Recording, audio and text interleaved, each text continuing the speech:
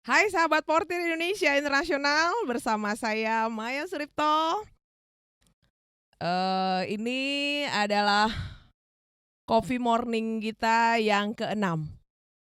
Kebetulan yang hadir pada pagi hari ini yang indah ini adalah Mas Agus Pramudia.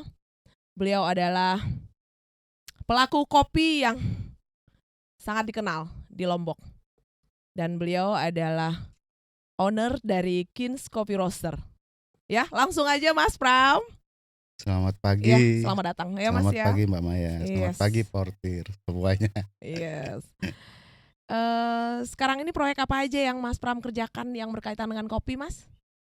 Saat ini lagi menyusun waktunya panen ya. Jadi bulan Oke. Maret nanti ini ada panen Arabica, Arabica. terus dilanjutin nanti bulan Juni Juli Robusta. Oh, Jadi sekarang ini lagi nyusun data aja. Nusun Data. Nyusun data berapa banyak kapasitas, terus ya mengunjungi petani. Perkebunan kopi yang di mana, Mas? eh Seluruhnya di NTB ini. Oh, berarti termasuk Sumbawa juga ya, Mas ya? Sumbawa, Iya. Sumbawa itu ada di Batu Rotok, Iya. Punik ya, itu di Pegunungan Olet Sengenges namanya. Oh, Terus di KLU, ya. wilayah KLU ada beberapa, sama di Tembalun Sajang. Oh, oke, Mas. Kemarin saya belusukan ke hutan. Lalu kemudian saya tadinya memang kita mulungnya mau mulung bibit mahoni karena memang mahoni yang paling Ya, banyak di hutan itu, di hutan Sedau, Mas. Jadi kami juga melihat ada bibit kopi. Kami angkat aja karena diizinkan juga oleh penjaganya. Nggak apa-apa Mbak, karena memang nggak akan bisa tumbuh kalau memang kita nggak tanam. Harus diremajakan dulu, baru bisa ditanam kembali ke kebun, kata kata beliau kan. Saya angkat aja. dia. Hmm, itu katanya robusta lokal. Ya. Iya. Eh Bisa nggak kita mendapatkan rasa robusta? Apa beda beda robusta lokal yang ada di Sedau sama yang di KLU, Mas? Eh, Karena yang kita kita kenal robusta KLU lebih enak lah gitu kan kalau bahasanya. kalau bicara ya ini bicara basic lagi kan, Iya. karena Robusta, terus variannya dan lain-lain. Jadi Robusta ini awal mulanya memang dari kopi yang apa namanya, dari Excelsa, terus Iya. Liberica, baru ada Robusta. Sebenarnya ini variannya hampir sama, Iya. tiga tiga ini. Bisa disebut ya kopi ini kopi liar dulunya. Eh, Oh, Liberica ini ada jenisnya yang di Ethiopia itu, eh, itu yang kopi paling liar enak, ya. Mas. Sebenarnya dibilang paling enak, semua kopi enak sebenarnya. Karena waktu itu kita minum di Common Ground itu satu satu cangkir harganya kalau nggak salah saya 100.000 karena waktu itu kami membayar dengan harga segitu. 4 kopi 400.000. Ya Katanya bisa itu jadi, dari Ethiopia. ya bisa jadi kopi itu mahal tergantung dari prosesnya. Jadi mungkin ada perlakuan-perlakuan khusus yang biasanya mereka lakukan. Kalau Oh, di gitu Arabica ya. kan sebutannya specialty. Kalau di Robusta namanya fine robusta. Fine Ya, terus nanti Robusta. ada bermacam-macam proses mulai dari full wash, semi wash, Iya. terus ada natural. Jadi Robusta atau Arabica ini kan bermacam-macam proses untuk pasca panen ya. Iya. Kenapa kopi itu mahal? Ya dikarenakan karena prosesnya. Biasanya yang paling mahal itu saat ini proses itu adalah specialty untuk di Arabica, terus Robusta di fine Robusta namanya. Jadi Itu ada perlakuan perlakuan perlakuan khusus khusus ya. Sebutan specialty itu kan artinya perlakuan khusus. spesial. Iya. Ya, ya seperti itu. Mungkin harga kopinya bermacam-macam jadi. Kalau proses ada yang full wash, semi Honey. wash. ada yang honey Wine. natural, ada yang wine, Iya. ada yang anaerobic. Sekarang nih lagi ngetren carbonic maceration, Ah, kayak itu gitu-gitu. karbonik itu. Yes. Yang harganya bisa Harganya 2 kali lipat dari harga kopi yang perlakuan specialty malah ya, Mas?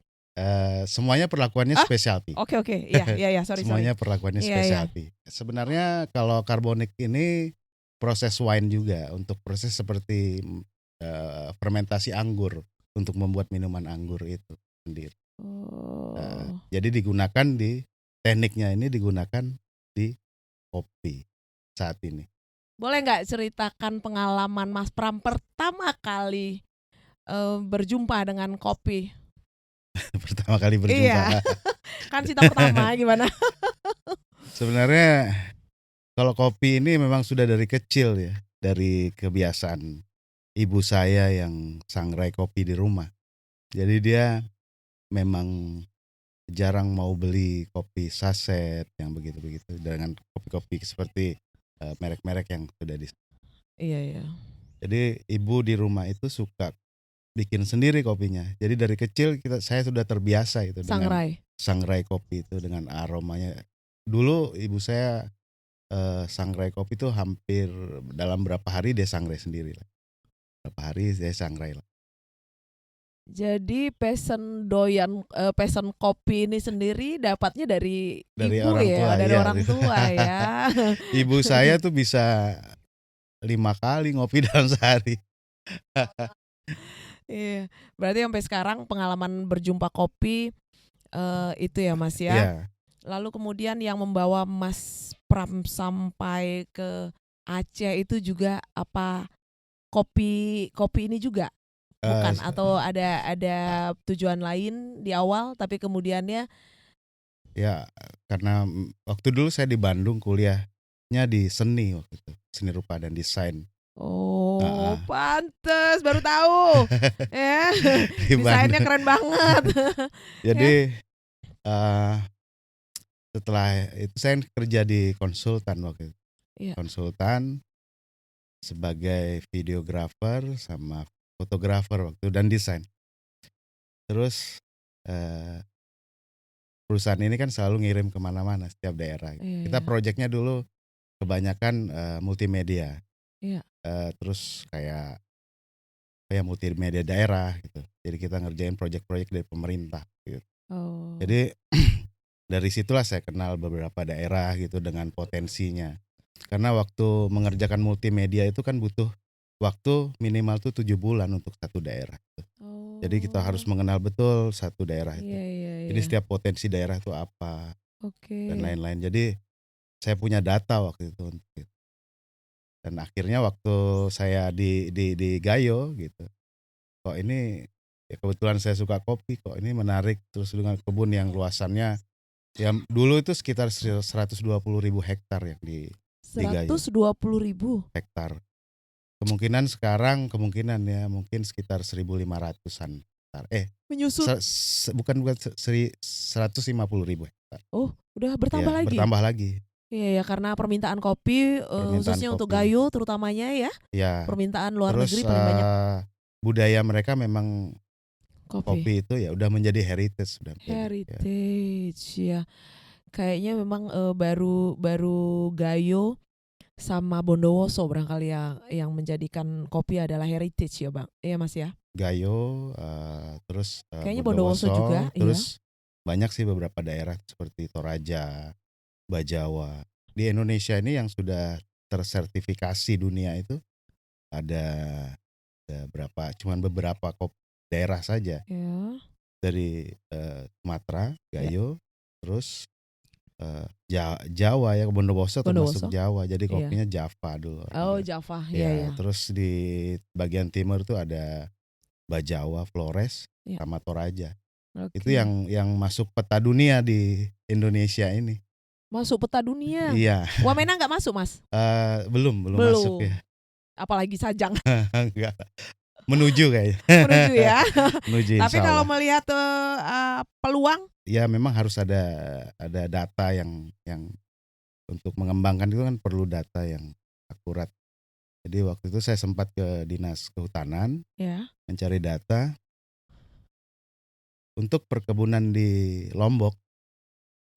Saat ini untuk yang luasannya untuk kapasitas Ribuan, iya. industri itu sekarang tidak memungkinkan. Tidak memungkinkan. Ya, karena satu unsur haranya sama luasannya yang tidak memungkinkan.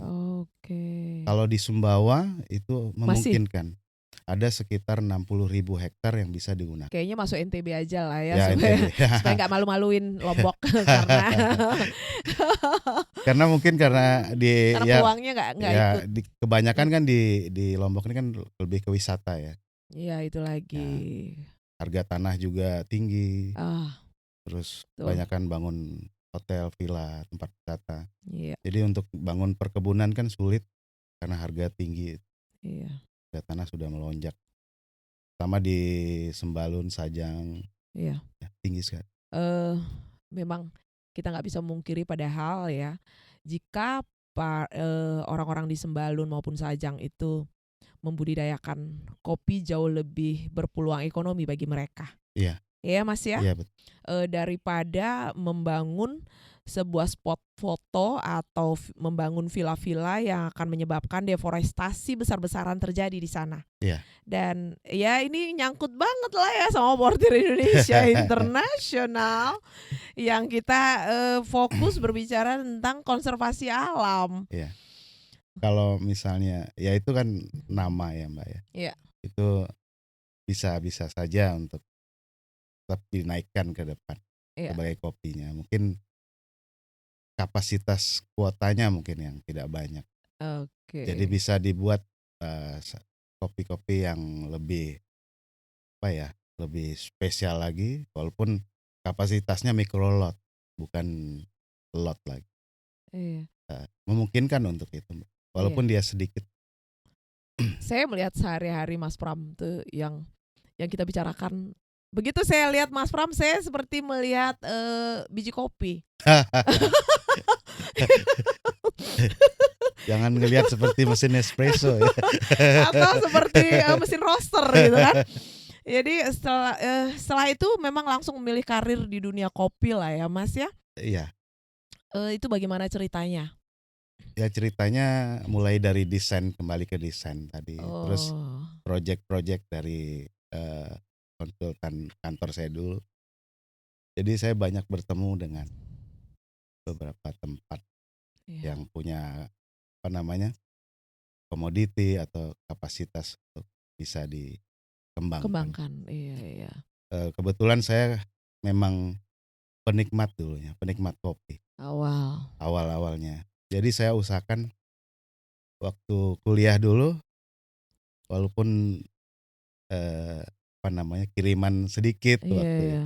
saya usahakan bisa minum espresso minimal 1 bulan sekali. Iya memang penggemar espresso Mas Pram. Saya begitu kita duduk bareng aja pasti espresso itu pahit banget dalam otak saya kan. Ya dari situlah saya mulai, sebenarnya dari espresso kok gini ya, kopi kok bisa sedikit ya. Ternyata Iya. tanya-tanya dengan baristanya, dengan dia diekstraksi dan lain-lain. Oke. Terus saya melihat waktu itu bisnis kopi banyak dikuasai oleh orang luar di Starbucks. Nah, Sementara pelaku kopi Indonesia sendiri kok nggak ada gitu waktu iya. itu ya. Terus waktu saya ke Gayo, saya melihat itu, ini besar sekali ya kapasitas perkebunannya. perkebunan. Terus beberapa perusahaan ada di situ yang perusahaan dunia. Iya. Jadi saya coba-coba mendekati pelaku-pelaku kopinya. Awal-awalnya saya minta bekerja dengan mereka. Iya. Tanpa digaji. Yang penting saya dapat ilmu itu aja waktu itu. Iya. Terus lama-lama terus Saking cintanya ya Mas ya sama kopi ya. Jadi saya orangnya suka penasaran, kalau udah senang sesuatu bakal saya ulik lagi. Iya. Sekarang tentang budaya. Iya. Dia pasti ada nyangkut budaya nih. Iya. Gimana cara orang-orang di Aceh itu contohnya menjadikan kopi sebagai budaya mereka? Seperti apa praktek yang mereka lakukan, Mas? Mereka kehidupan sehari-harinya itu karena luasan kebunnya juga. Kopi baru buka pintu rumah juga sudah Kopi. ada kopi, ada tanaman kopi dan lain-lain di sana. Jadi budaya itu kan terbentuk dari kebiasaan masyarakatnya. Iya. Jadi karena seluruh kegiatan masyarakat itu berhubungan dengan kopi, jadi anak cucu mereka itu selalu terbiasa dengan kopi Sampai sekarang ya, sampai Mas? sekarang, sampai sekarang. Oh. Jadi di sana itu apapun pekerjaan kita, mau jadi PNS atau Iya. apapun atau punya kerjaan lain, kerja di swasta yang lain, tetap di sana itu harus punya kebun kopi, itu bahasa mereka. Oh, Ya, gitu. Jadi ya meskipun hanya beberapa are gitu ya, Mas, ya. meskipun Berapa berapa meter are, persegi ya aja, yang penting jadi sudah jadi budaya betul-betul ya, Mas, budaya ya. memang benar-benar udah menjadi apa ya? Kalau saya bilang udah ritual mereka sehari-hari. Oh, iya. Dengan kopi itu bahkan bahasa mereka itu saya lahir di bawah kebun kopi, Bah. Mmm, Jadi kebiasaan-kebiasaan itu yang membentuk budaya sendiri, iya. budaya itu. Lihat nggak, mereka tergerus zaman nggak, dari berapa belas tahun yang lalu, Mas, Mhm, Mas Pram berada di Gayo, lalu mhm, kemudian sampai kemudian Mas Pram meninggalkan Gayo mhm, untuk hijrah lagi datang ke Lombok gitu iya. kan. Itu ada nampak nggak sama Mas Pram bahwasanya budaya kopi ini sendiri, Berubah, berubah, agak sedikit tergerus gitu oleh zaman? bahkan bahkan semakin meningkat kalau saya Oh lihat, ya? eee, malah semakin banyak prosesor-prosesor anak-anak muda baru yang dulunya di luar negeri atau di Jakarta atau di mana yang kuliah dulu, malah Iya. mereka sekarang balik ke kampung mereka untuk malah menjadi prosesor untuk kopi yang benar-benar spesial. Jadi Apa mereka juga meningkatkan kapasitas dengan SDM mereka sendiri iya, ya, dengan iya, sebagai prosesor gitu ya, iya. Mas, ya. Ah, Itu keren mungkin banget. apa namanya, terpengaruh juga dengan demand kopi dunia ini. Oke, Terus, iya. lifestyle yang sekarang yang rata-rata Kedai kopi di kedai kopi di mana-mana. mana-mana. Iya, betul. Nah, Di kota-kota besar, iya, ngopi adalah satu gengsi. iya betul. Iya, dan itu keren banget ya, Mas, ya. Iya. Dan Jadi memang dulunya memang kopi ini minuman bangsawan. Sekarang ini kan revolusi ketiga di kopi. oh, Awal-awal itu revolusinya adalah revolusi penjajahan. Terus kedua, revolusi industri yang dikuasai dengan gerai-gerai oh, kopi seperti Starbucks dan lain. iya, iya. Saat ini revolusinya Sudah? sudah sampai ke saya ini minum kopi dari mana, Oh, prosesnya seperti apa, iya. terus petaninya dari mana, Oke. terus jenis varian kopi ini apa, seperti itu sekarang. Jadi semakin detail. Oh. Jadi semakin bikin pusing barista. Oh. Sebenarnya seperti itu, tapi Iya. semakin baik ya. Jadi orang kita yang Indonesia sendiri itu tahu dengan produk mereka sendiri. Iya, Kita sudah mulai paham tentang kopi mereka sendiri. iya. Karena kopi Indonesia ini termasuk kopi terbaik dunia. Wow, number one. Indonesia ini kenapa alasannya seperti itu? Indonesia tuh banyak punya Varian, karakter karakter. karakter taste. Bahkan dalam setiap satu wilayah itu, ya contohnya karena saya lebih banyak di Gayo gitu. Dulunya contohnya di Gayo itu profile profile kopi itu. Profil kopi. Berarti dengan notes bermacam-macam kopi itu ada sekitar 656 profile Wow, sebanyak dan itu, Mas, 656 desa. ya. Kenapa Dan itu profilnya berbeda-beda? berbeda-beda? Itu kalau Profil yang dimaksud ini apa nih, Mas? profile ini hasil dari cupping. Cupping. Cupping, jadi kita kita cupping dulu, jadi ada ada yang keluar nanti notes-nya, misalnya aroma, flavor dan lain-lain. Wow, Jadi ada di Gayo sendiri ada 656 karakter, ya bahasa simpelnya karakter. 600 dan itu Mas Pram hafal Eh, 656 karakter itu sendiri. Wow, saya bilang. Kalau dibilang hafal hampir, Hampir hampir, ya. hampir. Iya. Jadi kita mengenal karena kebutuhannya juga karena kerja. Iya. Ini Mas, ada pertanyaan yang seharusnya saya tanya dari awal, Iya, tapi karena terlalu seru pembahasan kita, jadi saya lupa. iya. Apa yang membuat kopi menjadi begitu menarik menurut Mas Pram? Kopi menjadi menarik ya sebenarnya itu balik ke selera ya. Kalau Selera. masalah minuman balik ke selera. Tapi kopi ini dia punya apa namanya? Seperti aroma ya. Aroma itu membuat orang tertarik untuk kalau bahasa kopi itu bahwa kopi bikin happy dia sepertinya. Iya. Seperti itu. Iya sih. Ya. Oh, kopi bikin happy Ya. dan itu saya setuju karena pada saat pusing yang luar biasa menyerang kepala kita, begitu hantam satu cangkir kopi, tiba-tiba aja menghilang dengan sendirinya Iya. rasa pusing itu ya Mas. Kalau saya mau jabarin banyak sih sebenarnya yang bikin menarik dari kopi ini. Ya, Mulai dari processingnya, oke. menghasilkan taste seperti ini. Terus caranya untuk misalnya mulai dari drying prosesnya, menghasilkan seperti ini. Ya seperti itu banyak yang menarik untuk Iya. digarap di kopi dan nggak habis-habis sampai saat ini. Ya, nggak habis-habis Nggak karena habis-habis. untuk Gayo sendiri aja yang untuk Aceh sendiri Iya, itu bisa karakter 656. 656 dari 656 desa. Masing-masing desa Iya. berbeda karakter. Jadi karena begini Mbak, karena kita di Indonesia ini perkebunannya adalah perkebunan rakyat. Iya. Jadi masing-masing desa, masing-masing orang itu punya kebun masing-masing. Contohnya seperti itu. Beda dengan mungkin di Brazil atau di beberapa negara seperti Kolombia dan lain-lain itu perkebunan kopi itu dimiliki oleh negara. Oh, iya.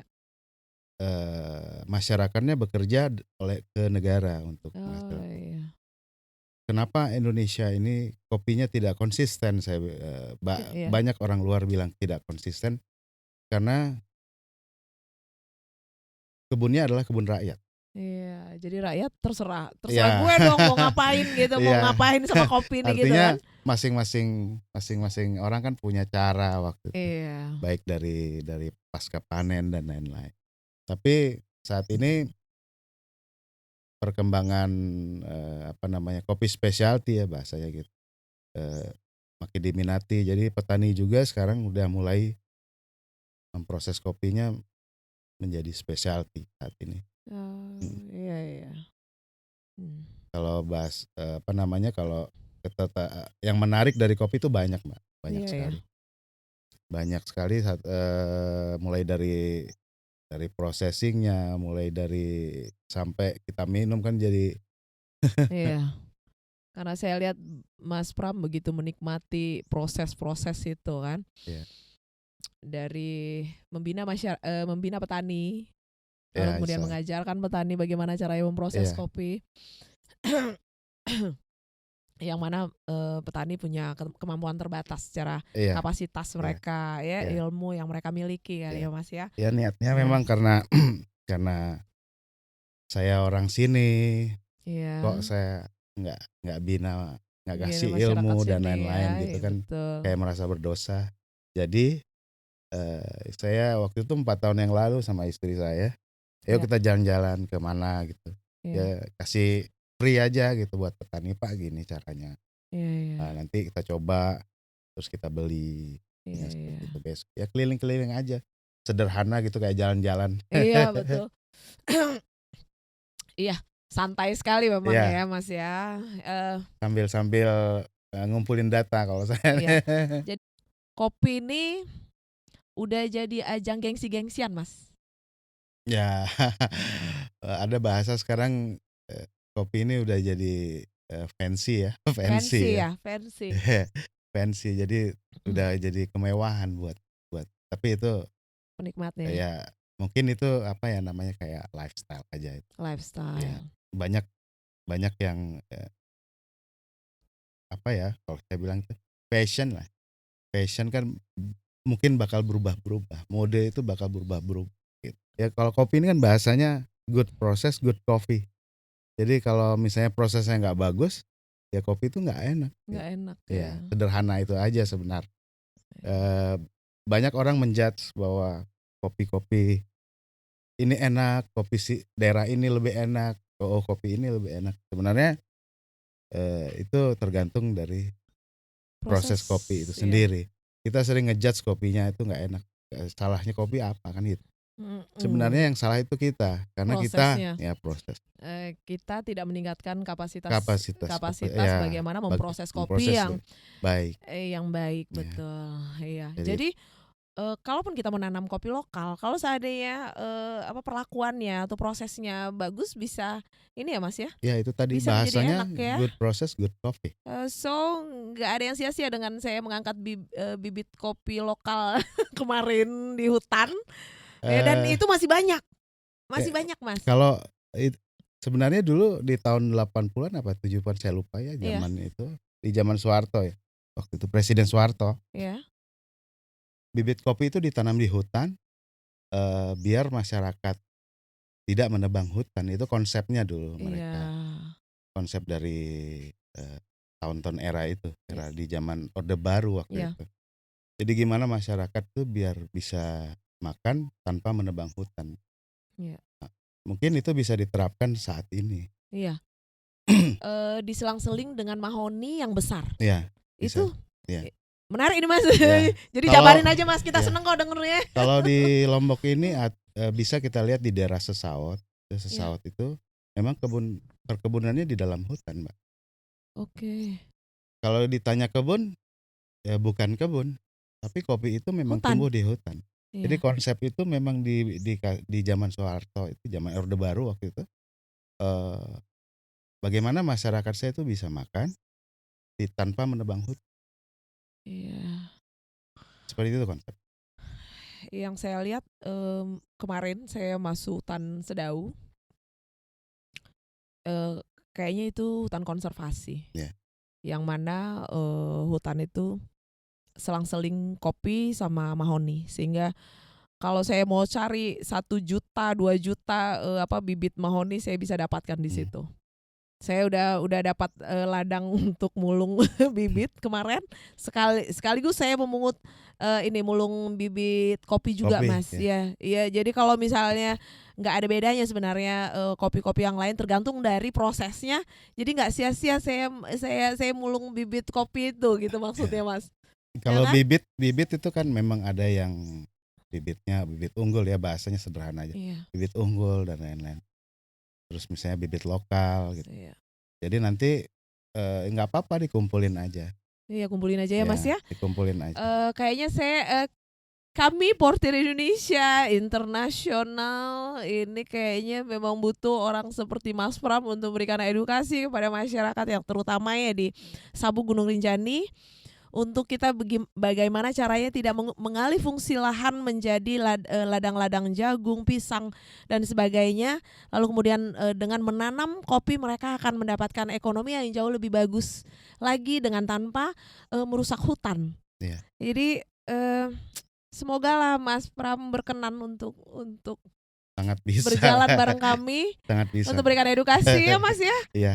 Kalau ada pakarnya gitu, mereka ternyata ya, jadi mereka bisa masyarakat lebih mendengar gitu, apalagi dengan meningkatkan kapasitas mereka gitu kan. Yeah. Keterampilan mereka untuk memproses kopi gitu kan.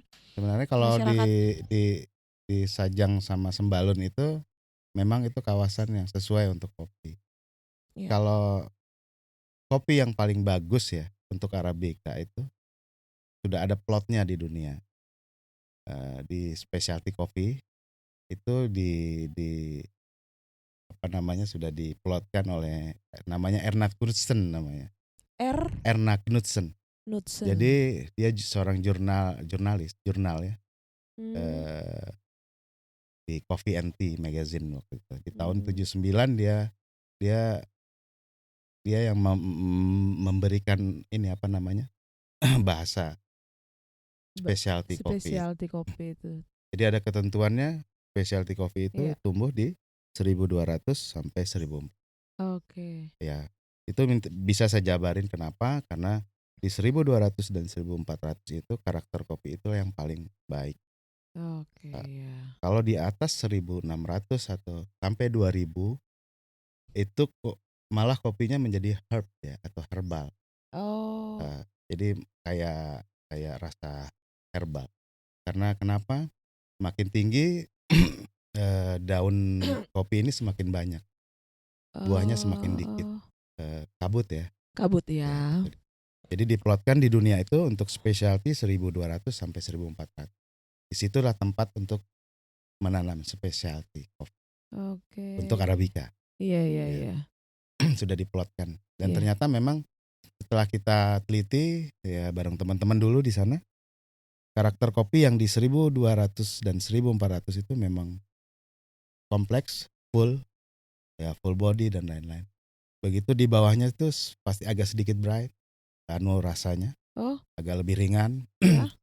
Terus di ketinggian lebih lagi dari situ rasanya lebih ke herb, ya, Herbal. herbal. Eh, Kopi herbal ini tidak bisa di blending kalau di apa namanya di perusahaan untuk beberapa kopi Karena? karena rasanya herbal. Oh, Jadi begitu jadi kita blending kopi yang lain jadi flat. gitu. Nah, ya seperti itu. Makanya kebanyakan gitu. Plot Iya. itu yang dijadikan patokan untuk menanam kopi di dunia 1200 sampai 1400 Oh, iya. Ketinggian juga nggak ketinggian. bagus Ya, gitu ya. Jadi ya, pas-pas gitu. Rendah juga ya, kurang gitu kan. ya, Hmm, jadi itu yang membedakan harga kopi juga ya Mas ya. ya. Harga kopi karena specialty juga, Iya, iya. karena perlakuan khusus tadi Iya, iya. dengan bermacam-macam proses. Saya pernah lihat Mas Pram, ini yang teksturnya mulus ini dan kecil-kecil ini kopi lebih enak gitu. Hmm. Lebih enak atau lebih ya lebih enak kalau nggak salah ya Mas bilang waktu itu Mas Pram bilang. Yang kopi mana ya? Waktu itu kita membedakan antara kopi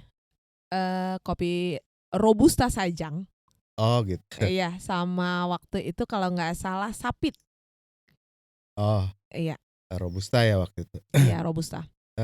Memang kopi lokal ini sebenarnya kopi-kopi udah lama ya.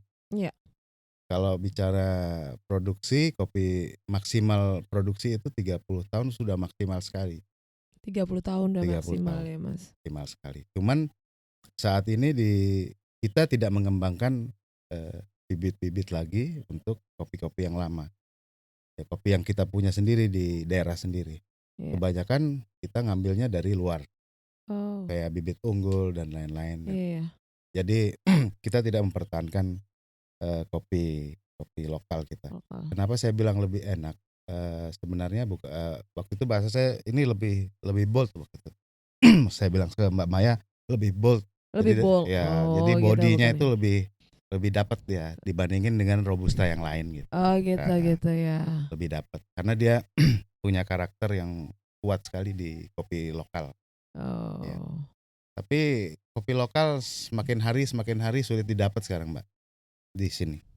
Agak sulit. Robusta, iya agak sulit. Karena Bedanya, apa Mas? ya karena tidak lagi dikembangkan Oh iya. oleh masyarakat. Mereka lebih memilih kopi-kopi bibit-bibit dari luar saat. Oh. Iya, Di iya. beberapa daerah ini, di daerah Lombok Tengah sendiri ada kalau nggak salah tuh, di daerah lupa ya, eee, wilayah Lombok Tengah ini ada. Jadi Iya. satu daerah memang dia kopinya kopi lama dan nggak Stealing banyak. mungkin Mas. Stiling, ya betul. Iya, stealing. Dan itu berapa kali saya beli kopi, ya enak Enak untuk Mas? ya enak untuk robusta ya. Iya. Dibandingkan sama kopi bahkan KLU sekalipun?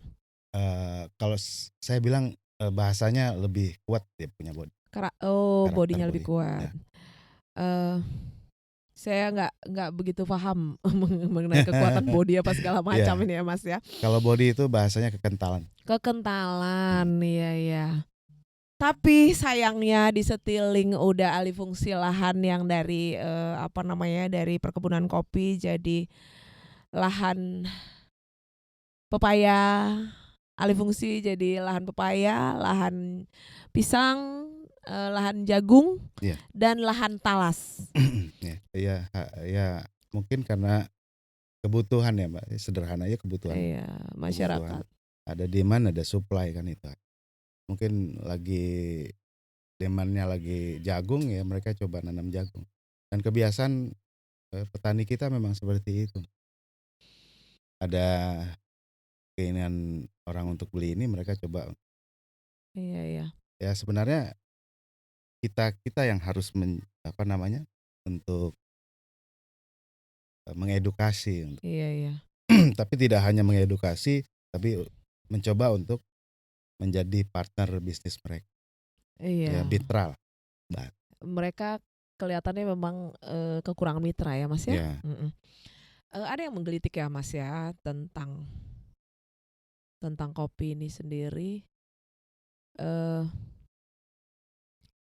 Saya pernah lihat di Bondowoso.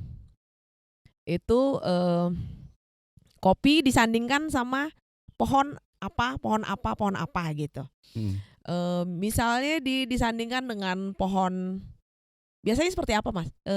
Maksudnya pohon apa yang biasanya disandingkan sama kopi? Dan itu mempengaruhi rasa kopi itu sendiri, aroma kopi itu sendiri. Iya, Itu yang memang saya tahu. karena kopi ini dia gampang menarik segala sesuatu yang ada di sekitarnya, Iya. termasuk karakter orangnya. Ya seperti itu. Jadi sifatnya dia menarik ini, semacam kayak apa ya bahasanya. Jadi misalnya di sini ada pohon rose, bunga rose. Dia lebih cepat untuk menyerap aroma rose. Aroma rose ini sendiri sehingga didapatkan kopi aroma rose gitu. Ya. Kalau di dunia kopi yang rasanya bunga itu disebut gourmet coffee. Gourmet. Ya, dan itu cukup mahal. Lalu kopi yang disandingkan sama coklat misalnya Mas. Ya kan? Lebih banyak seperti itu kan? Iya. Kopi disandingkan sama pohon penyandingnya adalah coklat. Iya. Itu barangkali untuk mendapatkan aroma coklat itu sendiri gitu ya Mas? Kebanyakan kopi-kopi yang tanaman-tanaman yang kuat dari aroma biasanya Mbak. Seperti itu, untuk karakternya. Untuk karakter. Seperti sajang itu sendiri punya karakter vanila sebenarnya. Iya.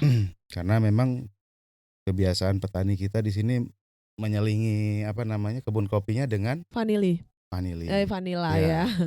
Saya waktu itu sempat bawa sampling sajang sembalun ini ke perusahaan di sana dengan beberapa orang. Mereka bilang kopinya ini punya ciri khas sendiri untuk sajang ya. Waktu itu saya bawain sajang. Ciri khasnya itu adalah vanila yang tidak ada di kopi-kopi lain di dunia. Sebenarnya itu menjadi apa ya?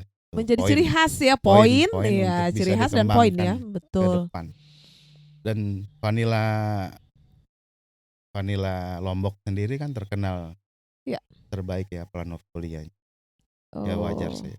Saya lihat juga di setiap kebun kopi pasti ditanamin vanila. Iya, vanila. Jadi karakter kopi sebenarnya kalau dibicara karakter kopi Lombok itu lebih ke rasa vanila. Oke, iya. Itu yang bisa kalau secara bisnis bisa jadi jualan lah. Iya ya sebenarnya. Ada satu pertanyaan Mas dari penonton kita. Ini pertanyaan dikirim lewat WA saya. Saya ada pertanyaan terhadap fakta bahwasannya rasa kopi Indonesia yang nggak konsisten ini. Ya. Kita tahu penyebabnya adalah karena kebun kopi Indonesia dikelola oleh masyarakat yang sebagian besar nggak punya SOP. Sebagian besar dalam pengelolaannya. Seperti kebun milik perusahaan. Nggak seperti kebun milik perusahaan ya Mas ya. Apa pandangan Mas Pram terhadap fenomena ini? Apakah ini merupakan kondisi ideal untuk Indonesia dari segi ekonomi, budaya, dan kualitas kopi itu sendiri? Sebenarnya kalau bicara tentang itu tadi karena keberagaman itulah makanya kopi Indonesia itu menjadi menarik di dunia. Oh. Karena keberagaman itu. Misalnya karakter karena tidak ada SOP mungkin ya itu. Yang setelah saya dengan teman-teman bilang ya, eee, jadi biarin dah gitu. Cuman nanti Biarin aja gitu, ya Mas? dibiarin aja, tapi nanti di tahap proses ya. Pasca panen yang mereka diajarin secara Oh, benar dengan standarnya. iya iya. Mungkin di setiap kebun kopi itu berbeda-beda tanaman, itu menjadi karakter sendiri. Jadi kita nanti bisa punya apa namanya, satu banyak data untuk kita bikin misalnya contohnya blending dan lain-lain. Iya Dan, eee, faktornya untuk ya secara ya karakter budaya dan ekonomi iya sangat berpengaruh untuk itu. iya. Tapi sebagai pelaku kopi itu mungkin bukan menjadi halangan untuk menjadi apa namanya, satu produk atau bahkan mungkin bisa menjadi menarik untuk ya Iya, menjadi untuk satu ditampilkan, untuk ditampilkan sebagai ya atraksi atraksi atau ya, apa aja lah ya ya. namanya ya, Mas, ya. Iya iya. Jadi, eee, fenomena ini biasa aja menurut Mas Pram dan nggak apa-apa gitu ya, Mas, ya? Ya nggak apa-apa, Nggak itu apa-apa. memang sudah turun temurun, sudah lumrah. Iya Yang perlu kita kita tingkatkan itu adalah bagaimana proses di pasca panen, iya seperti itu, Mbak. Jadi ke bicara proses balik lagi proses good coffee, good process good coffee tadi, ya. oh, Kalau secara ekonomi, ya kopi memang saya bilang itu tabungan. Jadi tiap iya. tahun kita punya penghasilan tahunan, Iya iya iya. ya. Kayak semacam kita investasi di perusahaan, dividennya tiap tahun kita dapat. Iya. Tapi dengan syarat, catatan kita bener gitu ngerjain kebunnya. Mmm, eee, perlu nggak menurut Mas Pram keikutsertaan pemerintah dalam, memberikan apa, pengarahan lalu kemudian SOP? Kalau bicara itu ya memang itu tugas pemerintah sebenarnya. Iya Itu yang mengelola negara ini, yang mengelola negeri ini, yang mengelola semuanya yang ada di ini, itu memang tugas mereka sebenarnya. sebenarnya ya. Cuman, yang kita takutkan nggak, apa, kara yang tadinya udah jadi budaya karena masuk, campurnya pemerintah dalam dalam, apa namanya, pengelolaan kopi ini apa nggak berpengaruh pada budaya gitu, Mas? Karakter masyarakat. Agak menakutkan juga sih ya pemerintah ikut campur di dalam dalam urusan yang seperti ini, Mas. Ya kalau ikut campurnya secara benar ya nggak ada masalah menurut saya. Iya ya? Iya, Oke. kalau memang itu menjadi untuk peningkatan kehidupan dan lain-lain, Iya, dan why not? saya rasa pemerintah pun harus, mengikut sertakan para pakar-pakar kopi sebagai konseptor untuk memberikan SOP sehingga tidak terjadi, apa, tidak terjadi anggap penyelewengan lah ya terhadap terhadap perkopian Ya, kita ya. Indonesia gitu kan. Sebenarnya kalau pemerintah kan sudah punya semua, perangkat-perangkat seperti itu mereka sudah punya, baik di pusat gitu. Cuman mungkin, eee, saya nggak ngerti bagaimana sistemnya, saya nggak paham. Kalau bicara pemerintah saya nggak ngerti. Ini sebenarnya kita cuma menyampaikan Mmm, pesan aja sama pemerintah gitu, Mas. Kalau seandainya memang ada dana bantuan untuk petani gitu maksudnya kan, sertakan di situ sertakan para pakar-pakar kopi sebagai konseptornya di situ, sebagai pemberi edukasi dan sebagainya sehingga, apa namanya, campur tangan pemerintah tidak menggerus, kopi yang sudah dijadikan budaya oleh masyarakat, setempat gitu, Mas. Itu yang iya saya iya, mungkin ini pesan aja ya sebenarnya buat pemerintah. ya mungkin simpelnya pemerintah ya harus, menguasai teknologi untuk diberikan kepada petani agar lebih baik itu sebenarnya, Iya. terus, edukasi dan lain-lain. Kalau kalau kita-kita ini kan hanya ya karena suka aja terus memang itu menjadi rutin kita setiap Rutinitas, ya. hari, terus kita juga pedagang juga gitu kan. Iya. Memberikan edukasi ya sambil-sambil jalan gitu. Iya. Jadi nggak sambil menyelam minum air aja. Iya. Ini kita pertanyaan penutup ya Mas ya. Apa saran Mas Pram terhadap generasi-generasi milenial, generasi-generasi muda ini yang ingin terjun Ke dunia ke kopi. dunia kopi? Sarannya mudah sih gak. Yang penting harus terjun ke lapangan. Terus Mau belajar. Habis itu jangan takut lah bahasanya. Jangan Jadi, takut. Jangan takut. Mencoba. Karena rasa takut itu yang menghalangi kita untuk berbuat sesuatu biasanya. Iya. Karena minder dan lain-lain. Kita tuh punya potensi besar di Indonesia Untuk kopi. Iya. Tapi kita sendiri yang takut dengan diri kita sendiri. Iya. Misalnya gini, saya nggak pede tuh orangnya dari luar negeri dan lain-lain, dari Amerika dan lain-lain. Jangan seperti itu. Kita harus bisa menunjukkan bahwa kita punya kemampuan lebih dari mereka. Bahkan mereka sendiri sebenarnya butuh, kayak orang-orang luar negeri itu butuh kita meneliti itu, meneliti lebih ke intens di produk kita sendiri. Iya. Ya kalau simpelnya sih bahasanya, bagaimana kita mau jual produk kita sementara kita nggak paham atau tidak mengenal produk kita sendiri. Iya. Kadang-kadang juga gini Mas. Ada tuh yang saya lihat beberapa udah merasa terpuaskan dengan dia mampu untuk membuat kopi sebagai barista gitu. Lalu kemudian nggak mendengar misalnya dari yang lain kalau dia sudah dapatkan ilmu dari satu orang gitu. Itu yang agak miris buat saya Mas, dan saya menemukan itu dari beberapa orang. Ya. Anak-anak muda ya, itu yang berarti memang susah menerima susah sekali menerima masukan gitu Mas.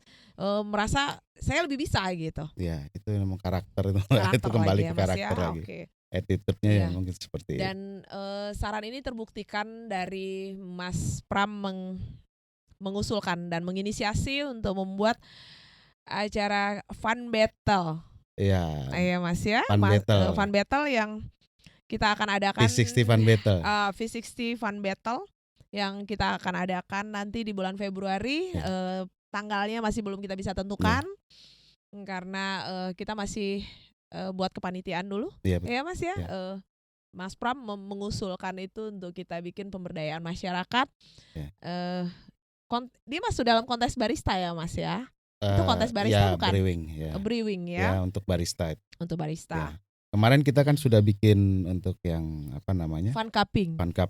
Jadi lebih ke basic lagi. Kalau ini lebih ke barista lah. Iya. Kita bikinnya kenapa bikin fun juga? Ya kita nggak serius-serius amat. Kalau kita bikin yang kompetisi serius kan kita harus lapor dulu kan. Nah, iya betul. Badan sertifikasinya dan lain-lain. Terus organisasi. Jadi itu tadi pertanyaan terakhir yang menutup perjumpaan kita di Coffee Morning ke-6 ya. Terima kasih banyak Mas Pram atas kehadirannya. Sama-sama. Ya, datang dari Mataram beliau. Sama-sama. Ya, hanya untuk memberikan edukasi tentang bagaimana kopi, dan tidak hanya itu saja. Pada akhirnya sejarah budaya itu akan terkupas di situ, dan itu mencerdaskan anak bangsa ya. Terima kasih. Assalamualaikum warahmatullahi wabarakatuh. Thank you.